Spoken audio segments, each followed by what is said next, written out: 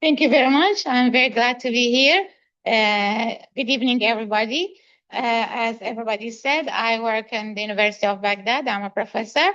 And during my consultation to the mayoralty of Baghdad, I really was engaged in the master planning of the city.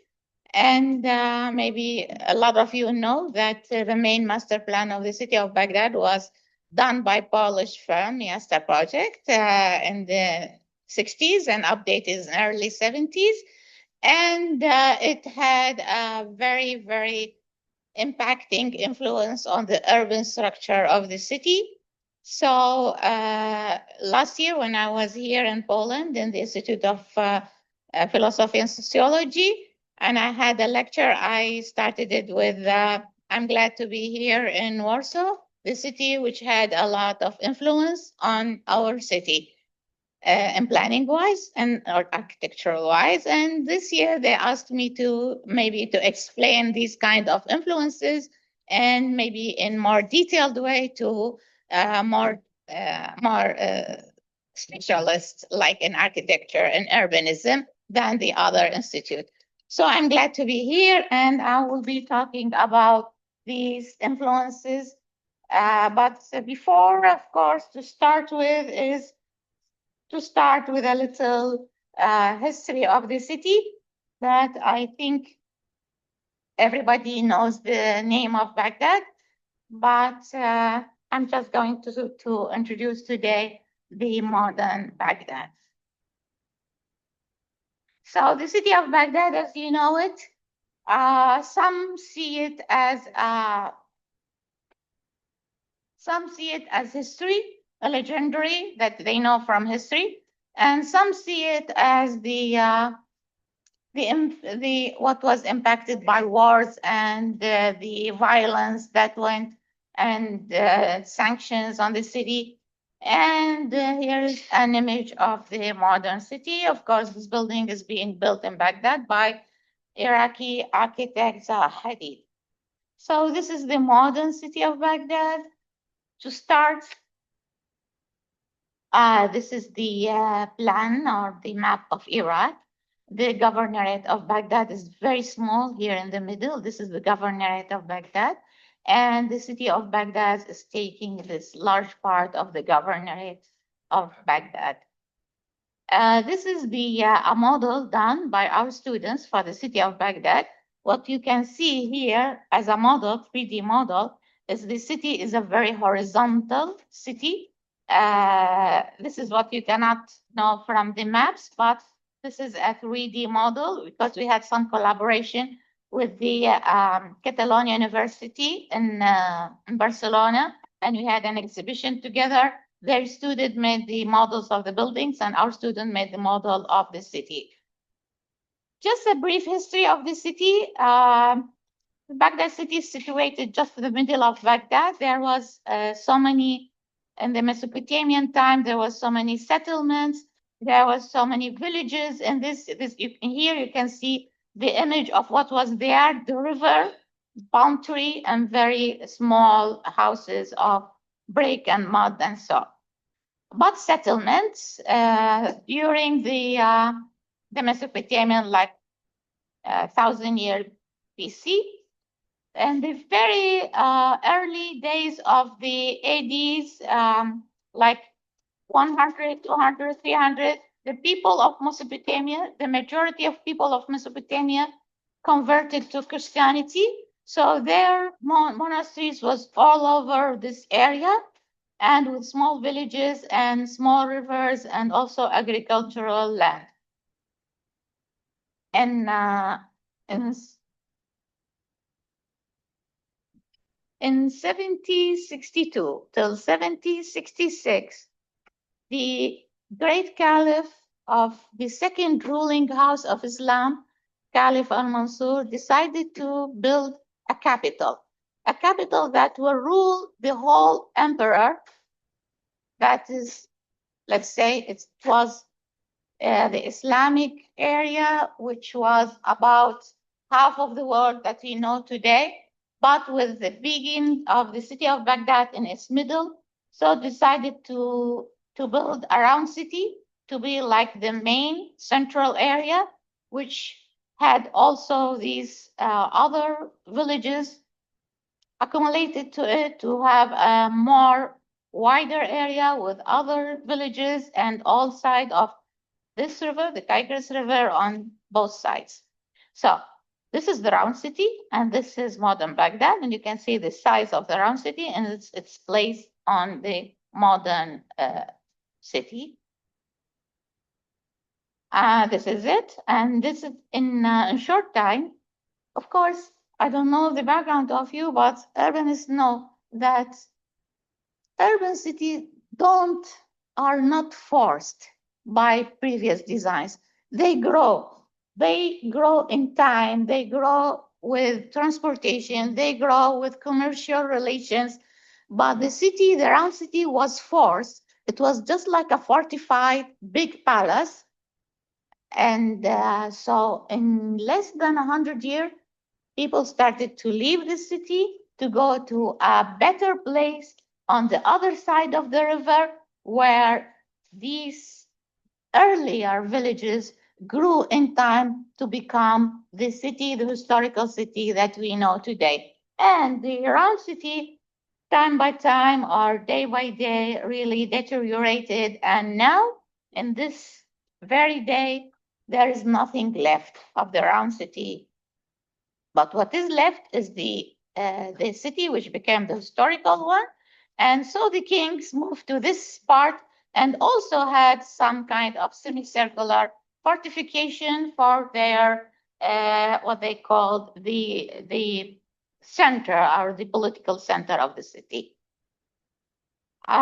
This is the city that survived for 1,000 years, and now we can see it. Of course, it had its glories. It has its not very good times. It was invaded by Holako in 1058 and went from one occupation to another by the Mongols and the Turkmenistans and the Safavids, and finally fell under the Ottomans in 1623. And this is the city that we can see that kept its size during the Ottoman era. But in earlier times of the 20th century, and exactly the Ottoman withdrew during World War I, and the British came to Iraq and had their occupation to Iraq, but they were not accepted. They had their ruling for 4 years, but in 1921, Iraq was established as a new state with a new king, but under British mandate. So here we can see that this is the round city, the capital of the glorious times, and the city that grew later. And here we can see other parts that later on grew in time during the 18th and 19th century. So what you see here is really the geography and the main character of the city. We have the Tigris River going like this, agricultural lands, and we have this old city here. And we can see that the Tigris River is the main feature of the city. You can see the urban fabric, very condensed urban fabric, inward looking, very small and very longitudinal alleys with few buildings that were public buildings of the Ottomans on the river. This was the Kishla building, that is the place for the military. And here is the administrative part of it. And here you can see only a mosque. And you can see the bridge. The bridges were made of boats. There were no bridges, no real bridges, but just putting boats together with this, such a kind of transportation over the river. What we inherited really from that era and all over the history of the city of Baghdad actually were not the monuments or not the big buildings that were built during history. Why? Because the city and its surroundings We had so many floods, and those buildings were being collapsed one by one. But the real inheritance is the urban fabric. To the right here, you can see the city of Ur. Maybe you know the city of Ur is the main city in southern Mesopotamia of Iraq. It goes back to 3,000 years BC. But here in this very city, you can see the very, very early signs of the inward-looking plan towards the main traditional courtyard and the main alleys. This kind of urban fabric survived and continued to be, and it was the main fabrics that survived till the beginning of the 20th century.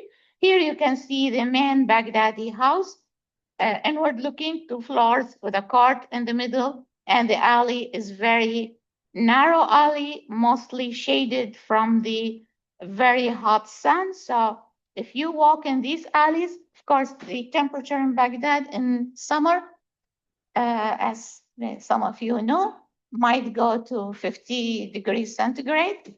But if you walk in these alleys, in this temperature, you will feel it more than 10 to 15 degrees less because of the passive system that was used here.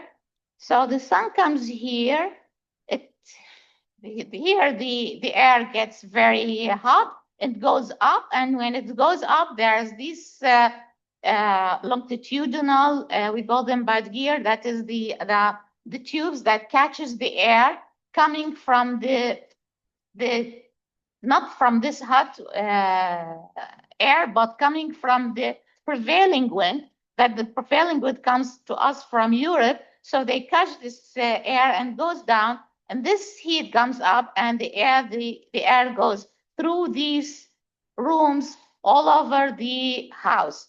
It's also have this, the alleys would work like ducts for this cold or little bit colder air. So if you walk in this urban fabric, you will see yourself in a good condition, although without any air cooling. While in our modern houses and buildings, we cannot live without air conditioning at all in summer.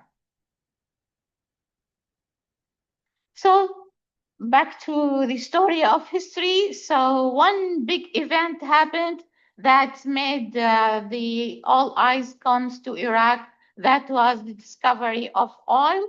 And that discovery of oil in Iraq, as you can see, was not simple one.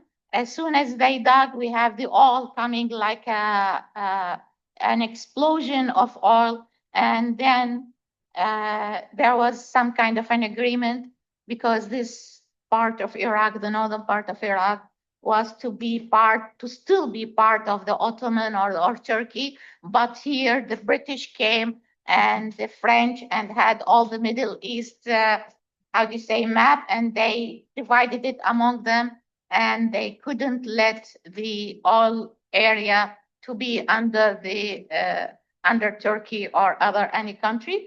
And what was really the pivoted point of the main Iraqi new history was the crowning of King Faisal as the first king of Iraq.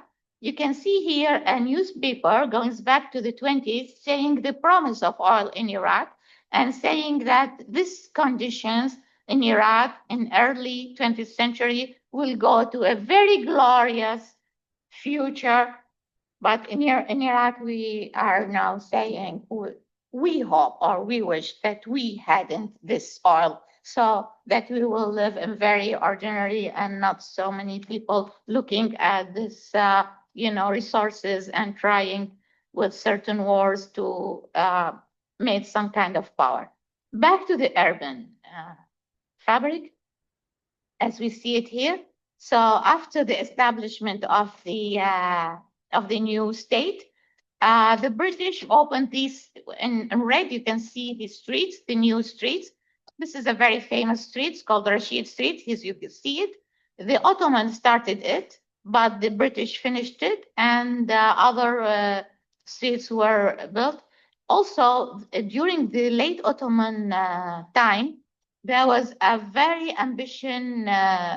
ambitious project called the Baghdad-Berlin Railway, and it was done, and it was the start of what you know by the Orient Express train.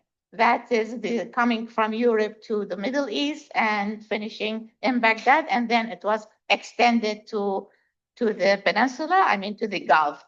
So here we see the main railway done by the Germans, and of course later on became, a British architect made the main building for it, as we can see.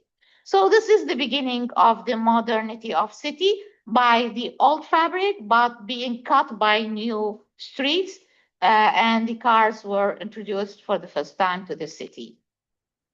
The architecture of that time was some kind of accumulation between features of classic, features of Art Nouveau, features of Art Deco, not of modernity, while in the West, I mean in Europe and in the United States, in the 20s were the very glorious time of modernity.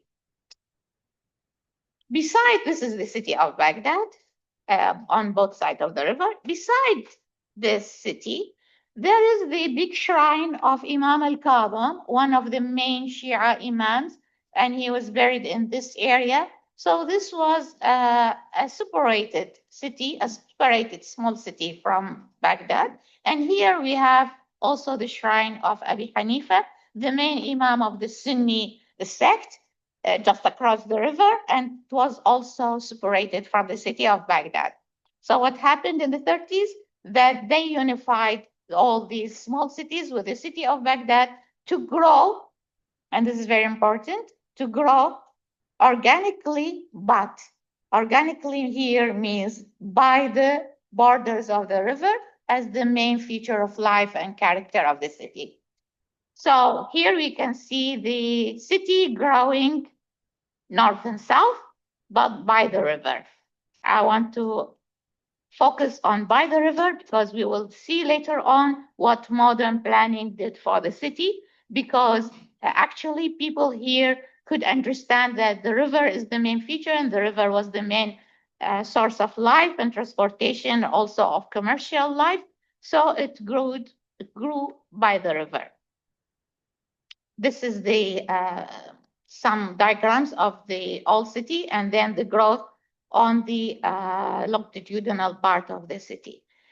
The first modern planned outside the historic city was done by the British, planning an area with some kind of row houses also by the river, but in a partial way, only for this size of, and here we could see the first modern residence in the city. This is the main street, Rashid, I was talking about, which became the main cultural and commercial street. This is it from above, and here back again to see what kind of architecture. It had influences of, as I said, Art Deco, Art Nouveau, and well, I'm going to talk about it later on with what the British did in Iraq, because all the British architects coming to Iraq were really students of the arts and crafts movement. And the arts and crafts movement really focused on the material and the connection. So what they use the local material, but with their thinking, with their thoughts and urban classic way of representing the buildings. So here we have unique architecture because such details, you don't see them in brick only in Iraq because they are coming from other styles, but the crafts of Iraqis mixed with these influences made this kind of character of the buildings of the 30s. So After that, in the 50s, there was an increase in the resources of oil in Iraq. So the government of Iraq decided to have great projects. First of all, to bring a master plan to the city of Baghdad. It was commissioned to Minopriol, Spencer, and McFarlane, also from Britain. And there were other, for example, Doxiadis was invited to come to work to Iraq. He did a lot of work in Iraq. But here I want just to say something about this Minopriol master plan. Here we can see the old city. And as I was saying in the beginning, the growth was by the river. But here in the Minopriol suggestion, they were growing or going to the east and west. Okay, but the east and west have no potentials in geography nor in also in agricultural land. But somehow they were impressed by the city to revive Baghdad as a round city as it was in history. This idea prevailed by the other master plan, which we will come to discuss in detail later on. So this is the city of Baghdad in the 50s. You can see the beginning of row houses that I talked about. There were new bridges to be built here and the beginning of some kind of modern urban spaces. But the era of 50s in Iraq was a modern era. It was a very progressed era, very cultured. So modernity went through all sides of life. So you could see that people were wearing modern. The poetry, the old Arab poetry changed to a modern poetry with some, the poets really, the main poets really came from Iraq and influenced all the Arab countries. Also, we had a very active art, I mean fine arts in the 50s.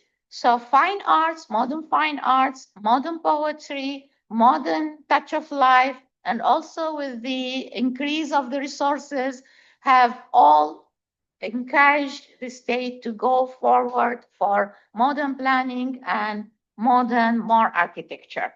So at the beginning, they knew the British architects who worked in the 20s and 30s. So they asked them to build new buildings in Iraq. But those students, Iraqi coming from who's already just studied in Harvard and the MIT, and the Gropius head, they told the ministers, if you are going to bring architects, why not bring international architects like Gropius, Le Corbusier, and Frank Lloyd Wright? So they accepted it just like this, and we can see here Frank Lloyd Wright visiting Iraq here with the Mohammed Makiya, the establisher of our department, with Jawad Salim, the main artist at that time. We can see here Gropius discussing the project of the University of Baghdad, which he designed. And we can see here the building of, we can see here Le Corbusier working on the project of the Olympic city of Baghdad, which this gymnasium belongs to. And this is the tower of the city of Baghdad. And here we can see part of the gate of the university gate, our university gate, that was designed. And you can see it here in the background of Gropius. He designed it as a semicircular arch, but semicircular arch open from the above, where we think, the classical thought is, here is the keystone that holds all the arch, but Gropius said, I will open it, giving two messages. The first message, a new technology can give whatever shape we have. And the second message, which is the important one, this opening symbolizes the openness of the mind, the openness and the unlimited future of science in the university. So within modernity, we can see a very symbolic abstract thing, but done by an international architect.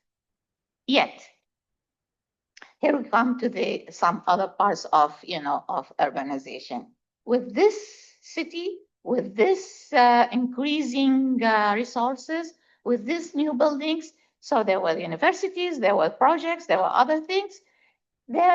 All these services attracted people to come from rural places to live in the city. So you can see, for example, a modern street here, but you can see that people are brought their animals with them. You can see the farmers coming to the city. And so this is the start of one big immigration from the rural land to the city, which continued later on. And the government invited one other famous urban designer, planner, that is Doxiadis. So Doxiadis had the idea of having gridiron city, as you know, the ideas of Doxiadis, gridiron city with some facilities in the middle, and continuing to the history and fabric of the city of Baghdad, to continue the low-rise, but with a very condensed housing, modern but condensed housing, not the old way, but a new way of keeping the passive way of the compact buildings because of the weather and also social influences. And he was successful in doing that. What he was not successful in is that this idea should be prevailing all over, so the whole city would look like this gridiron city. But he planned this city outside the city of Baghdad, that is in the end of the 50s, to have those people coming from the country to live in it, to give them like public houses, very cheap public houses. So Doxiadis' master plan for the city of Baghdad, this is the master plan. You cannot imagine that some urban designer would do a very strict grid island master plan for the city, which here, as we saw, which grew in very organic way previously. This was not implemented, but what was implemented was taken this idea of this gridiron new districts on the outskirts of the city was implemented later by another master plan, which I'm going to talk about. But at the end of the 50s, we have this revolution and the start of the Republic of Iraq. So all these contracts with the Western companies and the Western international architects were cut, and the government had some kind of communist, directions. So in this time, they went to, this is the early 60s city of Baghdad with the features of, the very modern things and with the gridiron, and some suggested areas around, like what Miastoprojekt suggested to have it as around city. According to Doxiadis, he planned also these districts, similar houses to the employees of the government, but at the same time, we saw the modernity, the international modernity growing up in the middle, just in the center of the city. This is what I'm going to talk about just now. So, leaving Miastoprojekt and Doxiadis from the West, and with the 60s, the Iraqi government decided to go to Eastern Europe and to bring planners from Eastern Europe to have the master plan of Baghdad. So there was some kind of competition, a small competition, and the Miastoprojekt from Kraków got the contract to do the master plan of the city of Baghdad. They worked in the 60s, and the final version was in 67, updated in 73. Of course, if you go to Iraq and say Miastoprojekt, they will not know that. They work under the official name of full service. So if you listen to what Iraqi says, you will always hear full service and full service. So this is the full service master plan of the city of Baghdad. So what are the main features of this master plan? First, keeping the first idea of Minoprio, that is around city. Second, keeping the idea of Doxiadis of having this districts, suburb districts with a certain gridiron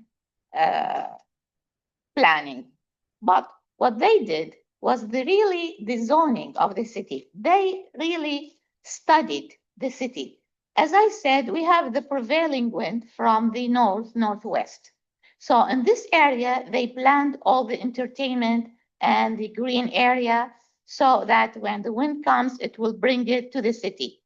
And in this area, to the south of the city, we have the biggest oil refinery so that the wind will not contaminate the city. When it comes, it will take all the gases and all the pollution coming from the refinery to the outside. Second, because Baghdad is on the skirts of the desert, so they decided to have a green belt around the city. They kept the central parts, but what they did, because I'm here to talk about the positive and also the not very positive influences, they decided to have the CBD, the Central Business District of the city, in the middle of the historics. But this is what was not really a good decision. If I will go back to this area, so these buildings are in the middle of the very historic fabric. Of course, that was recognized later and they changed it, but after that, a lot of the urban traditional fabric was destroyed. So comparing the Minoprio with the Miastoprojekt, here we see that here in the Miastoprojekt, they did not only study the city, they studied northern Iraq, southern Iraq, they studied the regionals. And then they came to the middle part of Iraq and they studied the whole middle part of Iraq from the ruler side till the center. And they had their idea of how the city was connected to its surroundings and to the other smaller city with transportation and also by the population and also by the kind of services. The Minoprio one was very limited. They did not study all this comprehensive regional needed studies for the city. The other thing here is they were thinking of the expansion.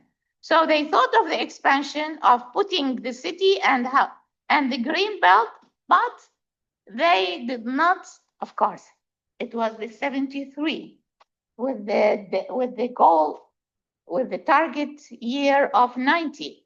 And they really registered or surveyed the population.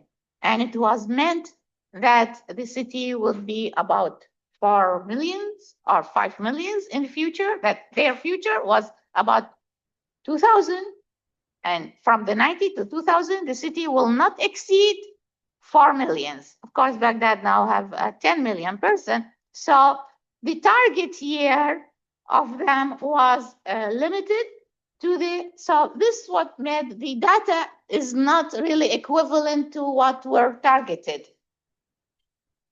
The other thing that I am commenting it's a very positive thing that they did give the city a lot of open area, a great percentage of green area that were first the green belt, then there was old military camps within the city. They decided to change the whole use of these camps to turn them to parks, which was really good decision.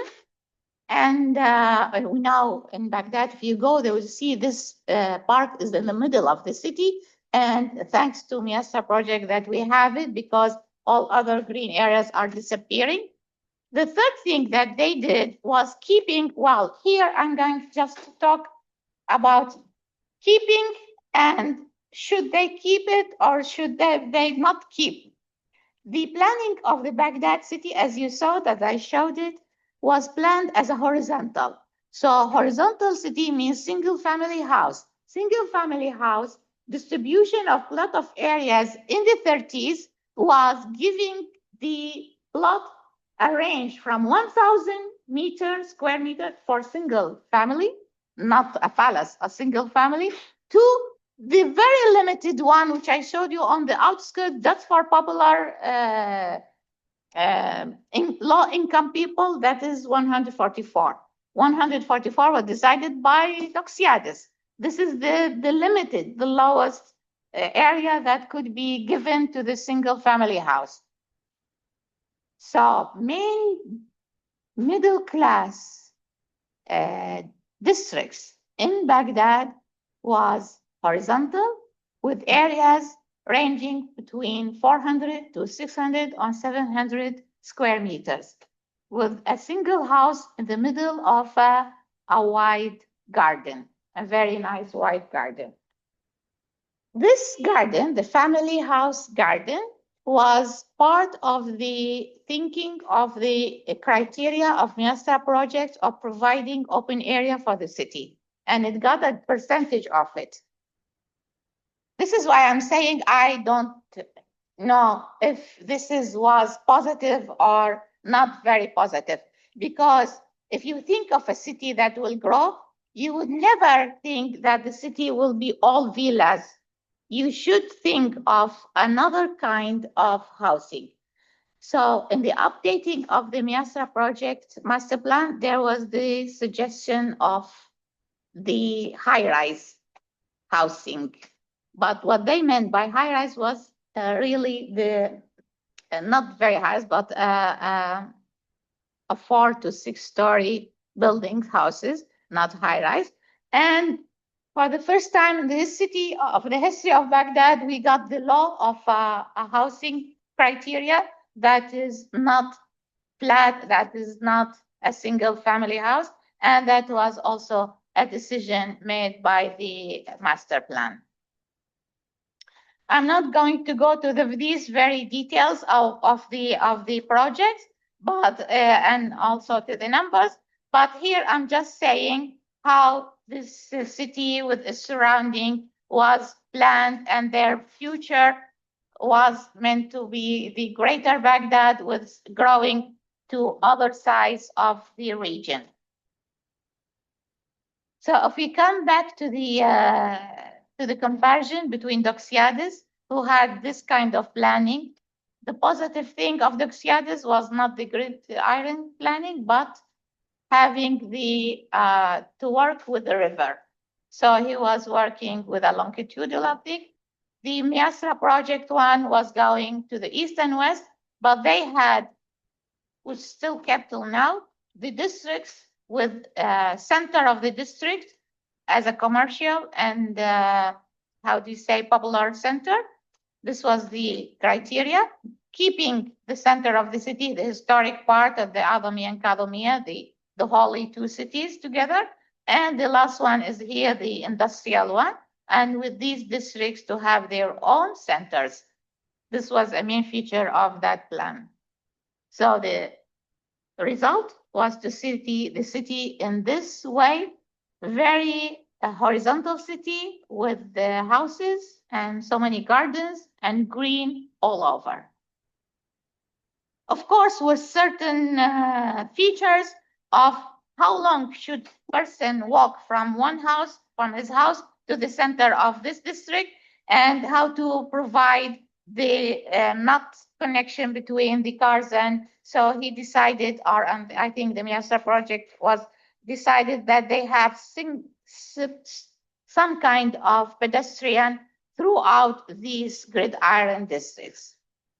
So you can see here the city, you can see the street here, the building here, the building here. You can see that each one of these houses, this is a house, and each one of these houses has its own garden. This is the city of Baghdad in the 50s. As I told you, this CBD was like implanted in the middle of the historic fabric.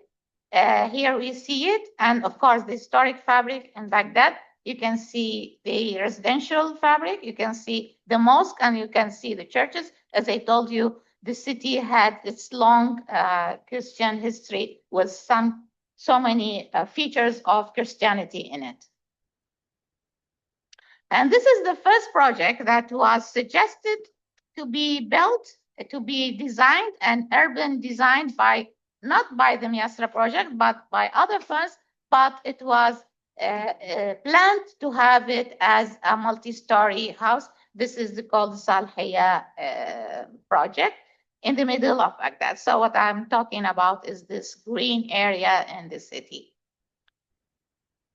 Till now, between these districts, they decided to have like lines or corridors, what they call urban corridors, to link these lines or between districts to the outskirts of the city.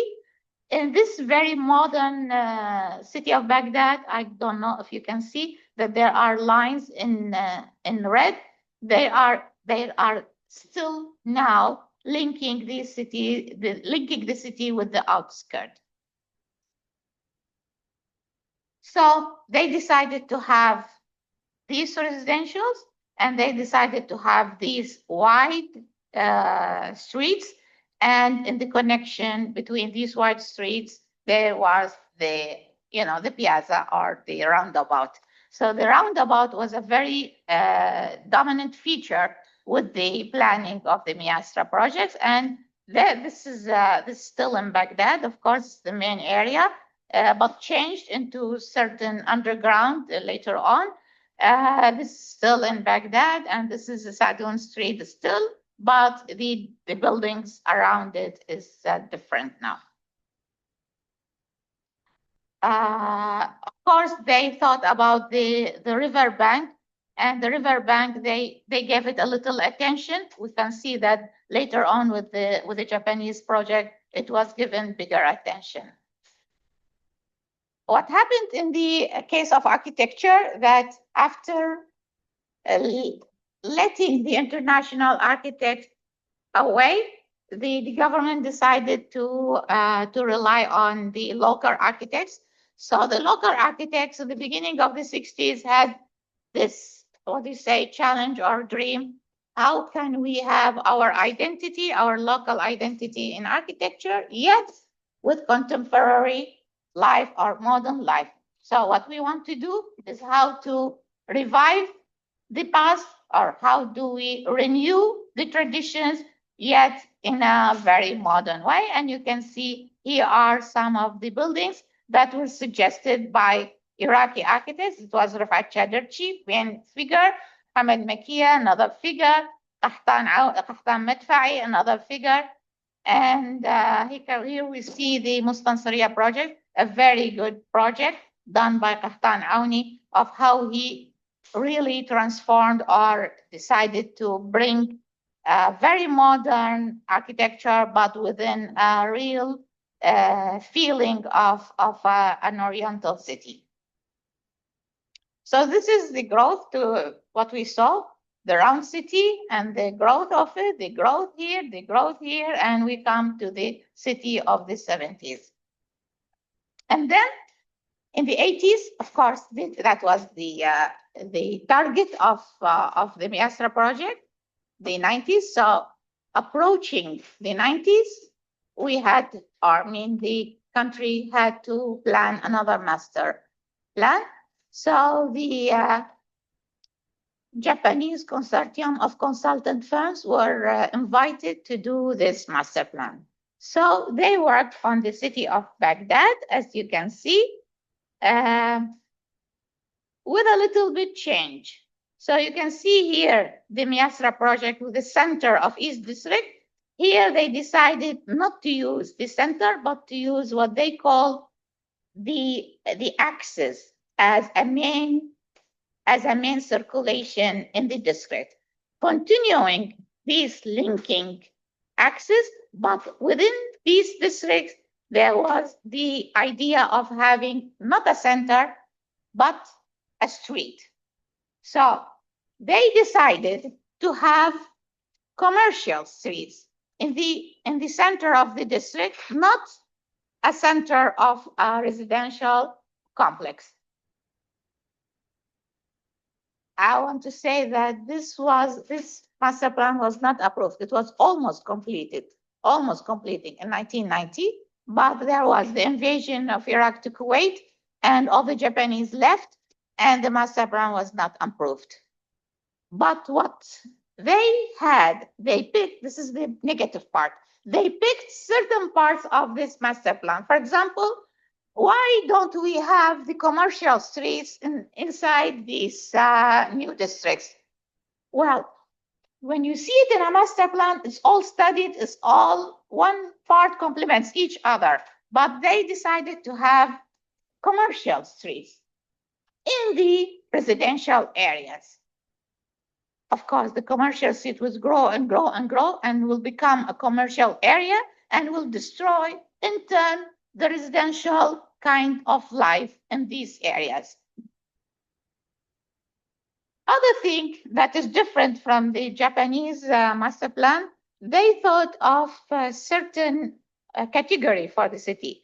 The center, the inner city, the outer city, and the edges. But that was not the idea of the Miastoprojekt. Of course, this was not implemented. The implemented one is the 73 Miastoprojekt. So we still have this. We still have this master plan till now. So this is how they dealt with the inner city and with the outer city and how to place functions on them. But the really positive thing of what the Japanese did was paying attention to the traditional and historic areas. The things that were not really paid attention very much to by the Polish in the Miastoprojekt. So this is the center of the city as it was cut by several streets, and they had this new rehabilitation conservation plan. You can see that the darker you see is the most important parts, and the others are represented here in this. And this was the plan of conservation of the old city. They had this, of course, this is the historical one. They had this planning, and they continued to go with the gridiron for a certain degree. So, coming to the shrine, the main shrine, the Imam Kazım shrine, the Miastoprojekt vision of an iconic building was a Western one, or let's say a European one. When you have this axis, a perspective, and the end of it, you will have the building, the church, or whatever. So to do this, they really destroyed a lot of the urban fabric just to do this axis to the main shrine. So the end, we see a lot of open area destroyed from the urban fabric around the shrine, and also the connecting part to this body. After the destruction, they realized that this was wrong. So we will stop the destruction. We will go for a conservation plan. And you can see here, they did, with the help of us and the university, a survey in the late 90s, that's to survey the buildings that, of course, they are here in red, how to have these buildings as conservation and not to destroy them within the other kind of, the cutting of the streets. But there come a very,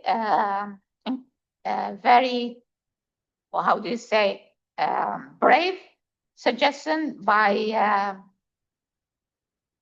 John Wiley, a British urban designer who worked then, who suggested to bring back the flavor of the old urban fabric around the shrine and to rebuild it so as to bring back the middle class to live in here and to revive the old city planning.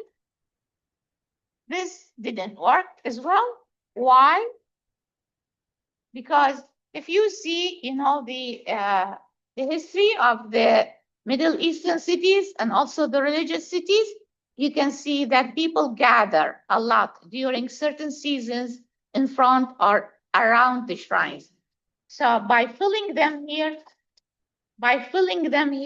there will be no place for these gatherings in the pilgrimage events. So we have here a destruction, stopped. Another plan, stopped. Another plan, stopped. The result was not in a positive way for all the surroundings. But there was also other projects related to the ambitious planning. There was the other side of the river, how to re-plan it in a modern way. The bad decision was to revive or to build a linear housing project, leaving behind all the traditional fabric. Then it was realized that this was wrong, so we have to do a comprehensive plan to revive all the city. Yes, the plan was done, but not implemented. The one implemented was this.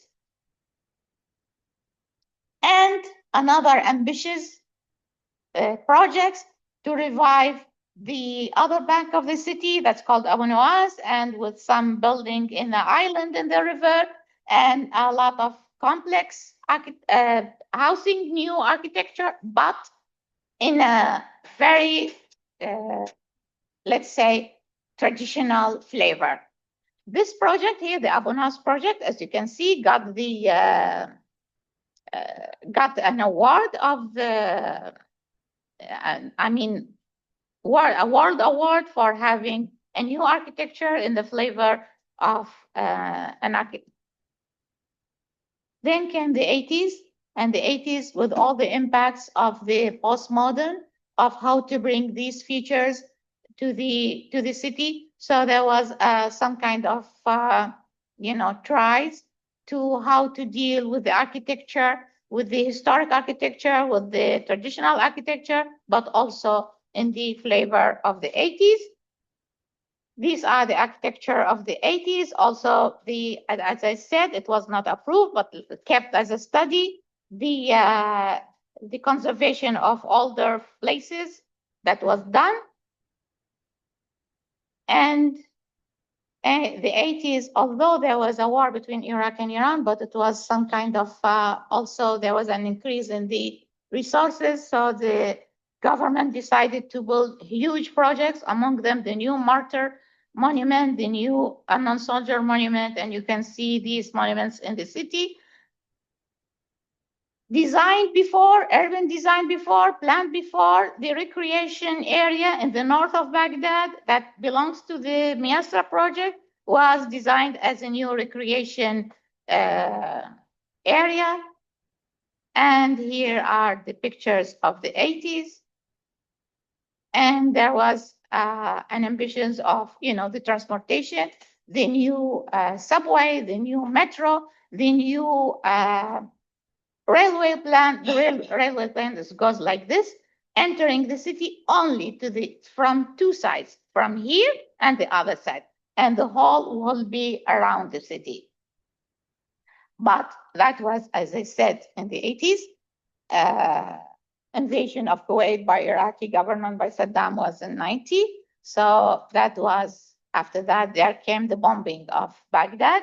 And you can see in the bombing of Baghdad, there was a big, big destruction.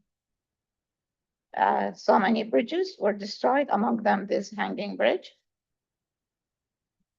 Of course, at the beginning of the 90s, there was a reconstruction of these projects, but also there was a huge tendency by Saddam regime to build palaces and great, great mosques. As you can see here, the huge mosque that he built.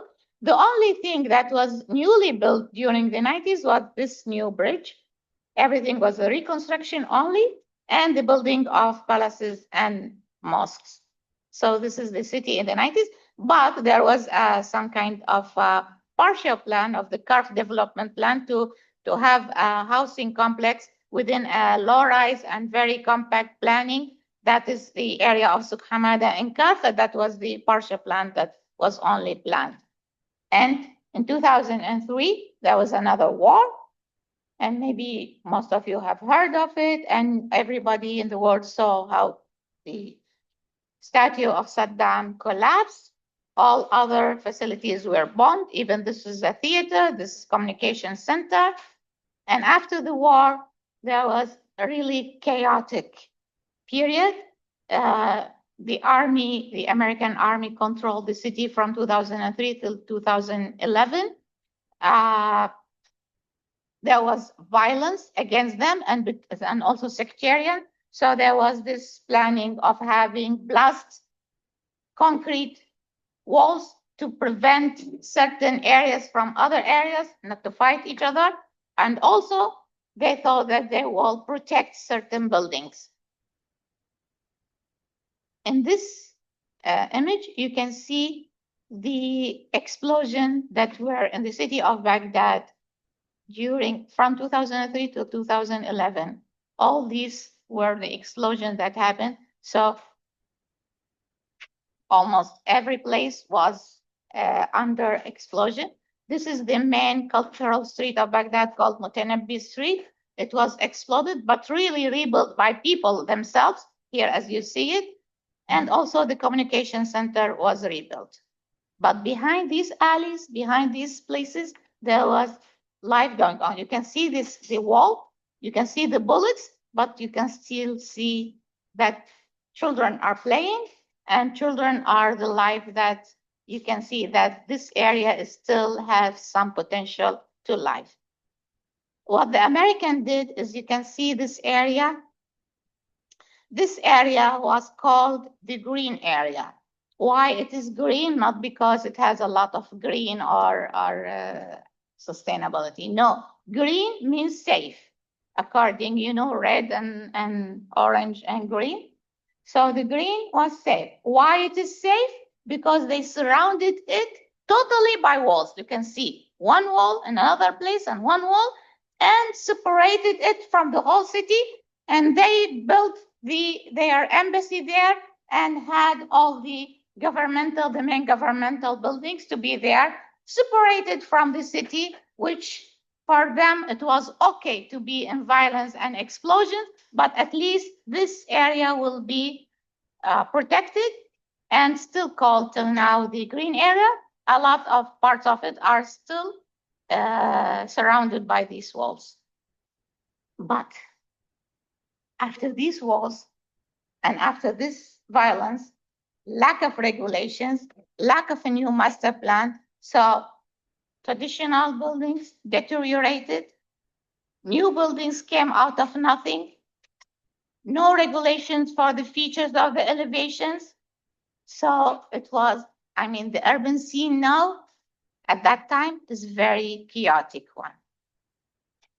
There were ambitious projects like reviving the Rashid Street, as you see it. I was a consultant in the Emirati of Baghdad during this project. So this was the suggested new view, the suggested new elevations, but it was only just how to say, I want a modern features, a modern buildings. I am not going to conserve or just rehabilitate or just give the infrastructure for the real buildings there. So this is, although very good design, but was not really what we really hope for as interior designers or urban designers or architects. Real life was behind this. Real life was in the alleys, in these back alleys, which was really full of potentials, but yet not within this kind of image. For me, I say that any project is good as long as it has something to do to the city. But this project was not implemented, and it was cut in the middle of it. And then came the power of money. So the centralized holistic regime ended, and the new regime with capitalism, let's say, started. So here we come with the investors trying to invest in any open area in the city. All areas that were designed before by Miastoprojekt as green areas were really, the investor wanted to bring so many new projects, high-rise, not really good design urban high-rise projects. And this is dominant now in the, if you go to the city of Baghdad or have a picture of it, you will see these buildings are growing without knowing what is the relation then between them, the center, the other districts, how the skyline of the city is working, what are the real urban character of the city. In 2007, okay, I didn't say something. Yes, I didn't say something that is in the 90s. Without a new master plan, the government came to the university and asked a group of urban planners to have a new master plan for the city, and the master plan was done. I mean, not completely done, but it was ambition one and local one, but I was part of it. But in 2003, that ended also. And the World Bank, not the Iraqi government, asked another urban planning firm to have a new master plan for the targeted of 2030. That is Khatib and Alami of Lebanon. And they had this new master plan for the city. Till now is not approved. So till now is not approved. This is the borders of the new master plan. This is the border of the Miastoprojekt master plan, as you can see. And we, as legal master plan, we still have the Miastoprojekt one of the 73, with all its impact on the city and what it impacted later decision. So in the middle of the hard times, there were also some good things that going through a competition for the Imam redevelopment area, going through a competition for Abamiya redevelopment area, the architecture started to slow down its explosion of colors and things and features to more rational things and new buildings. This is a competition of the new building, the Parliament of Iraq. So this one won the first prize. This one won the second prize. This one was designed by Zaha Hadid. It won the third prize. But the decision was in Iraq, of course, to do the Zaha Hadid one, this one. They had a contract with her, but she died. The office continued, but there was some complications. And unfortunately, it was not implemented as well. So this is the final master plan of 2030, as you can see it, in comparison to the older one, with new growing centers for it. And these are the ideas that traveled from the beginning of the 20th century till now and will continue to travel to the future.